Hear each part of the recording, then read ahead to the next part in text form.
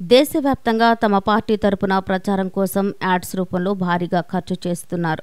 ఒకవైపు ఇంటింటికి తిరిగి ప్రచారం చేస్తూనే సామాజిక మాధ్యమాలతో పాటు ఆన్లైన్లో కూడా వాణిజ్య ప్రకటనలు గుప్పిస్తున్నారు. గూగుల్లో ఎక్కడ చూసినా ఫలానా గుర్తుకే ఓటేయండి అంటూ యాడ్స్ దర్శనమిస్తున్నాయి. యూట్యూబ్లోనూ యాడ్స్తో హోరెత్తిస్తున్నారు.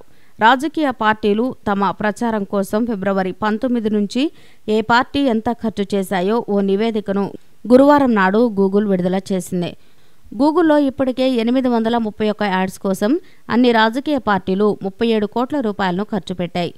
గూగుల్ నివేదిక ప్రకారం దేశంలో భాజపా 554 యాడ్స్ కోసం 1,21,00,000 రూపాయలను ఖర్చు చేసినట్లుగాను గూగుల్ ప్రకటించింది.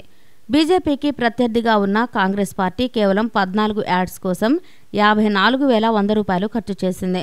బీజేపీ తర్వాతి స్థానంలో వైసీపీ నిలిచింది. భాజపా తరువాత రెండో స్థానంలో వైసీపీ 107 యాడ్స్ కోసం 1.04 కోట్ల రూపాయలను ఖర్చు చేసింది.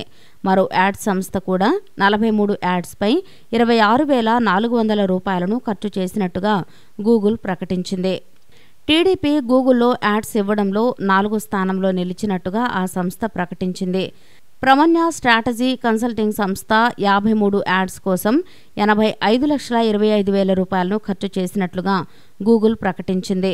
36 యాడ్స్ కోసం డిజిటల్ కన్సల్టెంట్ సంస్థ 63,43,000 రూపాయలను కేటాయించినట్టుగా తెలిపింది. ఆంధ్రప్రదేశ్ నుంచి గూగుల్కు ఎక్కువ యాడ్స్ వచ్చినట్లుగా గూగుల్ ప్రకటించింది.